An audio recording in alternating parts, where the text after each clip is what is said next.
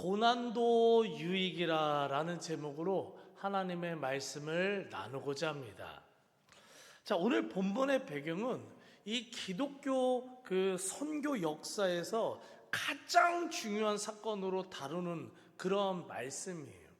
그게 뭐냐면 이방인들의 첫 번째 교회인 안디옥 교회가 세워지는 그 이야기를 오늘 기록하고 있어요. 이방 땅에 처음으로 그 성전이 교회가 세워지는 사건이기 때문에 이 선교학에서도 굉장히 중요하게 다루는 게 바로 오늘 본문의 사건입니다. 자, 오늘 말씀을 온전히 이해하기 위해서 우선 그 당시에 교회에 대한 좀 이렇게 이해를 가져야 되는데, 대부분 많은 성도님들이 많이 좀 혼란스러워하고 질문을 하면은 틀리는 그런 성경 상식을 한번 퀴즈를 해볼게요. 성경 퀴즈.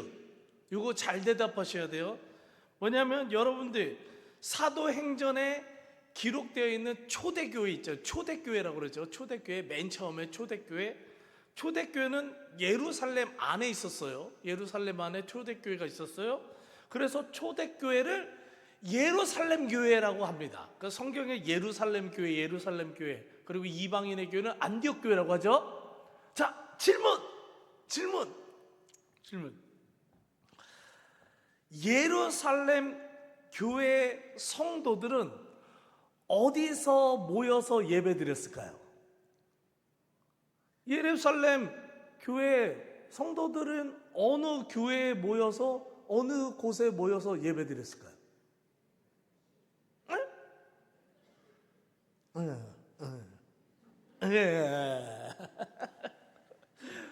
이거요, 잘 생각해 보세요. 지금 여러분들 20년, 30년 동안 신앙생활하면서 이거 한번 깊이 생각해 보신 적 있어요? 예루살렘 교회 성도들이 어디서 예배드렸는지? 이 질문하잖아요. 대부분요 80% 이상 무슨 대답하냐? 예루살렘 성전이요. 그렇잖아요. 여러분들 지금 몇 명 지금 그렇게 대답하셨어요. 예루살렘 성전이요. 땡. 아니죠. 여러분들 그 당시 때 예루살렘 성전에서는 누가 예배드렸어요? 예수님을 십자가에 못 박았던 종교 지도자들 있잖아요. 대제사장들이요, 종교 지도자들이요, 예수님은 안 믿고 구약 성경에 하나님만 믿는 유대교인들이요. 유대교인들이 모여서 예배드렸던 어디냐? 예루살렘 성전. 우리가 잘 아는 예루살렘 성전. 그러면 예루살렘 교회는 뭐예요 도대체? 예루살렘 교회, 이 교회는 도대체 어디서, 초대교회 성도들은 어디서 예배를 드렸을까요? 어디가 중심지였을까요?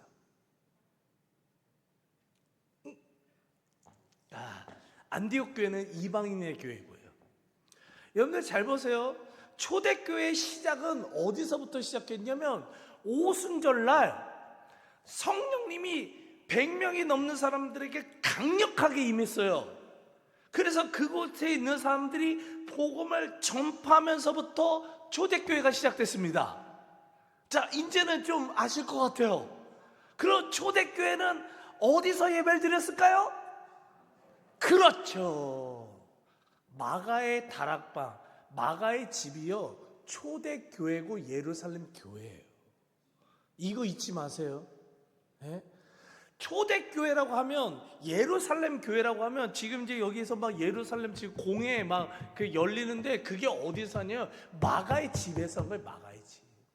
거기가 중심지였어요. 근데 마가의 집은요, 그때 한 120명 정도 이렇게밖에 못 모여요. 뭐 많이 모여봤자 한 150명 모여요. 그래서 사람들이 막 하루에도 500명만, 뭐 몇천 명씩 뭐 예수님을 믿게 됐잖아요. 그 다 못 모이잖아요. 그래서 생긴 게 뭐냐면 각자 집에서 예배를 뭐 10명씩 20명씩 모여서 예배를 드렸던 가정교회들이 막 생겨나요. 그래서 예루살렘 교회 안에 수백 개의 가정교회가 생겨나거든요. 그래서 이런 모든 예루살렘 안에 있었던 교회들을 통틀어서 예루살렘 교회라고 하는 거예요. 근데 대표적으로 큰 교회로는 마가의 집이 예루살렘 교회인 거고요.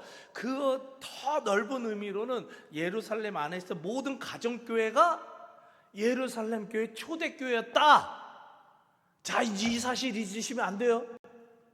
우리 천안대성교회 성도님들은 어디 가서 이거 성경 퀴즈 골든벨 하면 이거 반드시 맞히셔야 돼요. 알았죠? 자, 그러면 이 예루살렘 교회는 특징이 하나 있어요. 특징. 이제 중요한 건 특징인데 뭐냐면 사도행전 2장 46절을 읽어보면 날마다 마음을 같이하여 성전에 모이기를 힘쓰고, 여기서 말하는 성전은 그 집들이에요. 집들. 근데 뭐예요? 날마다 마음을 같이하여 성전에 모여서 뭐 했겠어요? 예배하기 힘썼다고요. 예루살렘 교회. 그 다음 온 백성에게 칭송을 받으니 주께서 구원받는 사람을 더하게 하시니라. 구제사역을 정말 열심히 했거든요. 이웃사랑을 정말 열심히 했거든요. 돈을 모였거든요. 그러니까 칭찬받았어요. 칭찬. 예배에 잘 모여요. 그리고 칭찬받아요. 그리고 4장 31절 보면 다 성령이 충만하여 어떻게 해요?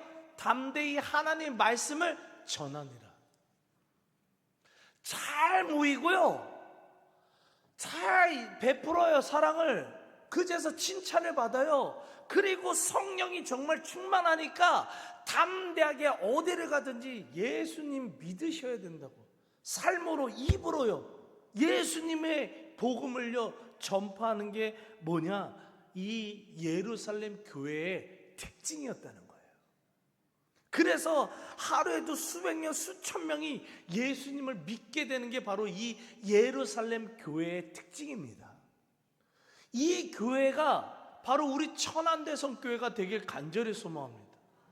날마다 우리들이 전하는 그 예배, 그리고 우리가 전하는 삶의 예배, 삶의 복음의 증거들, 선한 삶을 통해, 또한 때로는 말씀을 전하는 이 복음을 통해 믿는 자들이 넘쳐나는 우리 천안대성교회 되길 간절히 축복합니다. 자, 그런데 이러한 완벽해 보이는 예루살렘 교회에도 아주 고질적인 한 가지 문제가 있었던 거예요. 아주 큰 문제예요. 이 모든 것 다 잘하는데 이 한 가지 문제 때문에 이 예루살렘 교회는 하나님이 확 막으시는 역사가 벌어지거든요. 부흥성장을 이 하나 때문에 막아버려요. 뭐예요? 이스라엘 사람들 자기들끼리만 은혜 받아요. 이스라엘 사람들끼리만 복음을 나눠요. 이스라엘 사람들끼리만 사랑을 나눴다는 거예요. 지난번에 살펴본 것처럼요, 지금 이스라엘 사람 베드로가 지금 이방인 백부장이었던 고넬료를 만나요. 식사를 함께 합니다. 그리고 그 가정, 그 가족들, 친족들, 그리고 친구들까지 다 예수님을 만나는 엄청난 역사가 벌어졌어요. 기적이에요. 그런데 그 사건 때문에 오늘 본문의 배경이 되는 사도행전 11장 2절 3절을 읽어보면 베드로가 예루살렘에 올라갔을 때 할례자들이 비난하여 이르되 내가 무할례자의 고넬료 집에 들어가 함께 먹었다니. 이방인의 집에 가서 이 사람들이 예수님을 믿게 됐어요. 엄청난 역사거든요. 그런데 사람들은 뭐예요? 비난했대요. 비난했대요. 여기서 비난이라 디에크리논토라는 이 단어는요, 어떤 행동을 수치스럽게 여겼대요. 창피하게 여겼다는 거예요. 수치스럽대요. 창피하대요. 그래서 그걸 강하게 정죄를 하는 거예요. 이게 바로 집에서 비난하다는 거예요. 베드로가 고넬료의 집에 가서 밥을 먹으면서 복음을 전파해서 그 사람들 세례받게 하고 예수님 믿게 한 게 수치스러웠대요. 그래서 그걸요 막 정죄를 했다는 겁니다. 여러분들 구약시대에 하나님은요 이방 사람들 상종하지 말라는 말씀을 주셨어요. 분명히 주셨어요. 그런데 그 말씀을 주신 이유가 있어요. 이유. 신명기 7장 3절 4절을 읽어보면 내 딸을 그들 이방인의 아들에게 주지 말 것이요 그들의 딸도 내 며느리로 삼지 말 것은 그가 내 아들을 유혹하여 그가 여호와를 떠나고 다른 신들을 섬기게 함으로 여호와께서 너에게 진노하사 갑자기 너희를 멸하실 것임이니라. 무조건 이방인과 상종하지 말라가 아니에요. 무조건 이방인과 상종하지 말라가 아니라 우상숭배에 빠져서 더러운 문화를 퍼뜨리는 그런 삶을 살도록 우상숭배를 하게 만드는 그 이방인들, 그런 이방인들과 상종하지 말라는 거예요. 절대로 그런 사람들과는 상종하지 말라는 거예요. 그런데도 이스라엘 사람들은 하나님이 이 말씀을 주신 이유가 있잖아요. 분명히 이유를 말씀하셨어요. 그들이 이방인들과 상종하게 돼서 다른 신들을 섬길까 염려하신 거잖아요. 그런데도 이 사람들은 그 뭐 신 이런 거 아니야. 그냥 무조건 이방인들. 하나님의 의도 말씀 깊이 생각을 안 하는 거예요. 깊이 생각을. 어떤 말씀을 주셨는데 깊이 생각을 안 해요. 그냥 단순하게 이방인이라 상종하지 마. 상종하지 말아야지. 그러면서 수천 년 동안요 이방인들과 상종을 안 하고 복음을 안 전파했다는 거예요. 이러한 모습은요 절대로 주님이 원하시는 그런 교회의 모습이, 그리스도인의 모습이 될 수 없음을 믿으시기 바랍니다. 여러분들 사도행전에서의 핵심이 되는 말씀이 뭔지 알아요? 가장 중심이 되는 말씀? 그게요 사도행전 1장 8절 말씀이에요. 1장 8절 말씀을 통해서 주님께서 왜 교회를 세우셨는지 이유를 알려주시는데요, 읽어보면요, 오직 성령이 너에게 임하시면 너희가 권능을 받고 예루살렘과 온 유대, 이게 지금 여러분들 이스라엘 전체를 얘기하는 거예요. 그리고 사마리아와 그 다음에 어디요? 이방인들이 사는 땅끝까지 이르러 내 증인이 되리라 하시니라. 여러분들 이 순서대로 성경책이요 사도행전은 기록되어 있어요. 그래서 맨 처음에는 유대 땅 예루살렘 복음 전하고 그 다음 사마리아 땅 가고 그 다음에 이제 사도 바울을 통해서 전 세계 이방 땅으로 가는 거예요. 이게 제일 핵심 말씀이에요. 자, 이 말씀대로 오순절날 성령이 강하게 임하시면, 임했잖아요. 그럼 어떻게 해요? 권능을 받았잖아요. 권능을 받아 복음을 전파됐어요. 자, 예루살렘 이스라엘에 있는 사람들한테 막 복음을 전파했어요. 자, 여기서 끝나요? 아니라는 거예요. 그 다음 어디로 가라고요? 이스라엘 사람들이 싫어하다고. 누구요? 사마리아 사람들이요. 거기까지 가야 될 줄 믿습니다. 그래서 어떻게 해요? 사도행전 8장을 보면 빌립 집사를 통해서 사마리아 땅에 복음이 전파돼요. 지금 이 1장 8절 말씀대로 이루어지는 거예요. 자, 사마리아 땅에 복음이 전파됐어요. 그럼 여기서 끝나야 돼요? 아니라는 거예요. 하나님이 원하시는 것, 주님의 계획은 이방인이 살고 있는 땅끝까지 복음이 전파되는 것임을 믿으시기 바라요. 그것까지 가야 된다고요. 가야 된다고요. 근데 예루살렘 교회 성도들은 어떻게 했다고요? 안 움직여. 성령이 임하시면까지는 했어요. 성령이 임했어요. 성령 충만했어요. 그리고 예루살렘과 온 유대에 내 증인이 되리라 까지는 했어요.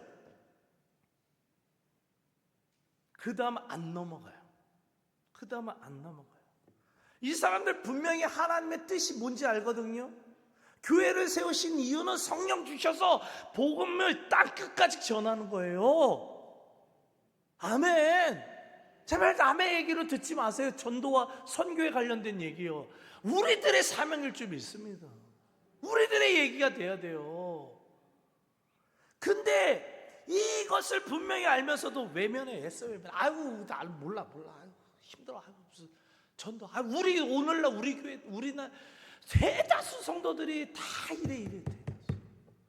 아우, 전도, 선교, 설교할 때가 제일 힘들어 아주 그냥.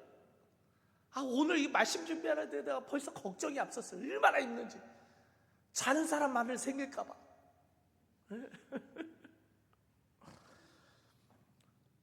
권능이 많은 것까지 좋아해요. 예루살렘과 온 유대 이스라엘 사람들 우리끼리까지는 좋아요. 넘어가야 되는데 하나님은 자꾸만 넘어가라고 하는데, 사마리아 가라고 하는데, 땅끝까지 가라고 하는데, 이방인이까지 가라고 하는데 안 가. 관심이 없어요. 그래서 어떻게 하시냐, 하나님은요 단호한 방법을 사용하셨습니다. 교회가요 엄청나게 부흥성장하고 있었거든요. 초대교회는요 하루에 막 5천 명씩 모였거든요.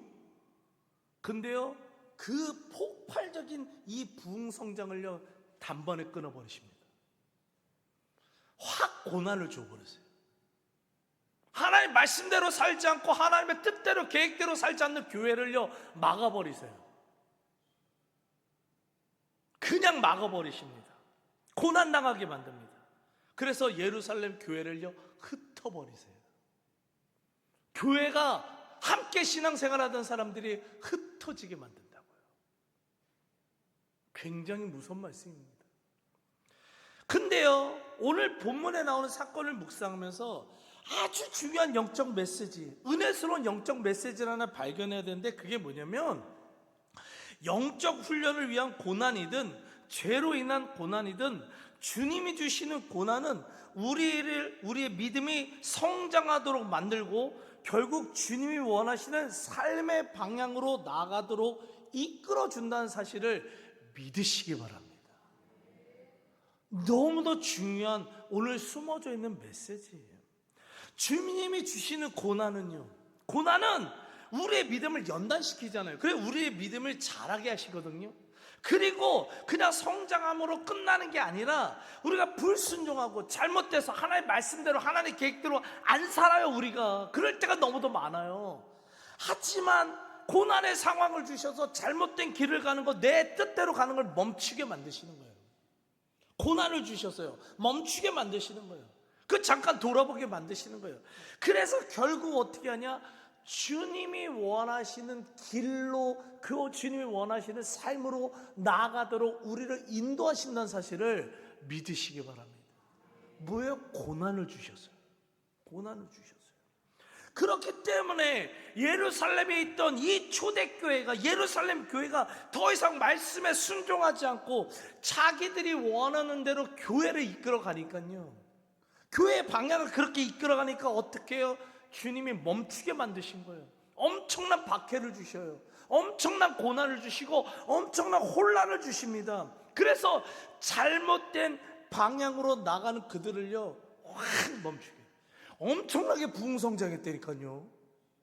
엄청나게 부흥성장했어요. 근데 잘못된 방향으로 나니까 단호하게 멈추게 만드십니다. 그리고 어떻게 해요? 흩어버리셨어요.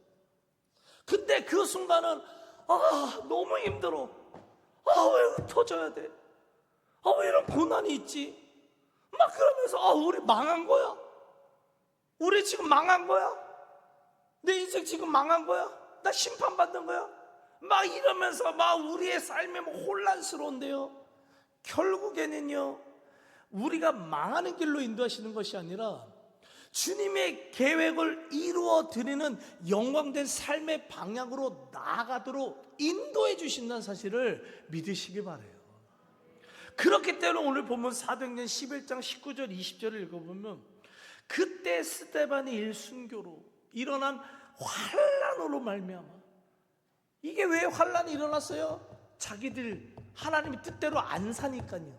환난이 있어요. 고난이 살았어요. 그래서 부흥성장이 멈췄어요. 그런데 그 사건으로 인해서 예루살렘에서 흩어지던 자들 중에 몇 사람이 안디옥에 이르러 헬라인에게도 말하여 주 예수를 전파하니라는 이 사건이 벌어지는 거예요. 고난이라 우리가 망한 줄 알았는데 흩어지면서 예루살렘 교회 성도들이 아주 움직이질 않으니까, 하나님의 뜻대로 움직이질 않으니까 하나님이 강제로 움직이게 만드시는 거예요. 막 미시는 거야. 그냥 제발 나가, 땅 끝까지 제발 좀 나가, 강제로 미시는 거예요. 그걸 예루살렘 사람들은 고난으로 여겼죠. 하지만 그런 고난을 통해 흩어진 사람들 가운데 안디옥에 살고 있는 사람들한테 복음을 전파했어요. 그리고 그 이방인들에게 복음을 전파하면서 최초로 결국 그 땅에 안디옥 교회라는 첫 이방인의 교회가 세워지게 된 것임을 믿으시기 바랍니다. 저것이 오늘날 그 안디옥 교회라고 이루어지는 그 동굴 안에, 저기도 우리가 생각하는 이런 성전이 이렇게 안디옥 교회가 멋지게 지어진 게 아니에요, 여러분들. 핍박을 피해서 저 동굴, 저런데 동굴 같은 데서 숨어서 안에서 예배를 드렸어요. 저 안에 들어가면 저 위에 이제 베드로 상도 있고요. 저런 데서 교회가 시작이 된 거예요. 이방인의 교회가요. 여러분들, 주님이 주신 고난의 상황은, 이 고난의 상황은요, 결국 예루살렘 교회 성도들로 하여금 땅끝까지 이르러 내 증인이 되리라는 이 위대한 주님의 계획을, 교회를 세우신 목적을요 온전히 이룰 수 있도록요 고난이 인도해 줬음을 믿으시기 바랍니다. 그렇기에 시편 119편 71절 말씀을 보면 고난 당한 것이 내게 유익이라. 짧은 말씀이지만 참 우리에게 정말 깊은 울림이 있는 말씀이에요. 고난당한 것이 내게 유익이에요. 사랑하는 성도님들, 다시 한번 말씀드리지만요, 영적 훈련을 위해 당하는 고난이든 아니면 우리의 불순종과 죄로 인해 당하는 고난이든요, 주님이 허락하시는 고난은 결국 우리들로 하여금 우리의 믿음이 성장하고 바른 길로 나갈 수 있도록 인도해 주신다는 사실을 믿으시길 바라요. 또한 주님이 원하시는 삶의 방향으로 나아가면서 내 고집 꺾이는 거예요. 우리 이 교회도 하나님이 원하시는 방향대로 나가야 될 줄 믿습니다. 이경수 목사가 원하는 방향 아니요, 우리 장로님들이 원하는 방향 말고요, 몇 사람들이 여기서 힘 있는 성도님들이 원하는 방향 말고요, 오직 하나님이 원하시는 방향대로만 나가야 될 줄 믿습니다. 하나님이 주시는 그 고난은요, 우리가 잘못된 길을 갈 때요, 하나님은 우리 방향을 틀기 위해서 고난을 주세요. 망하는 길이 아니라니까요. 그때는 힘들지만 망하는 길이 아니라 우리가 정말 하나님이 원하시는 그 방향대로 주님의 계획을 온전히 이루어지는 영광된 삶의 방향으로 나아가도록 주님의 고난은 우리를 인도해 주신다는 사실을 믿으시기 바랍니다. 그렇기에 성경은 고난은 모든 그리스도인들에게 유익이 된다라고 확실히 선포하고 있는 겁니다. 지금의 고난을 장차 비교할 수 없는 영광으로 바꿔주시는 그 주님의 놀라운 은혜와 인도하심이, 이러한 사실을 믿고 더욱더 열심으로 바른 신앙생활하기를 원하는 저와 여러분들의 삶에 우리 천안 대성교회에 임하시길 간절히 축복하며 기도합니다. 아멘.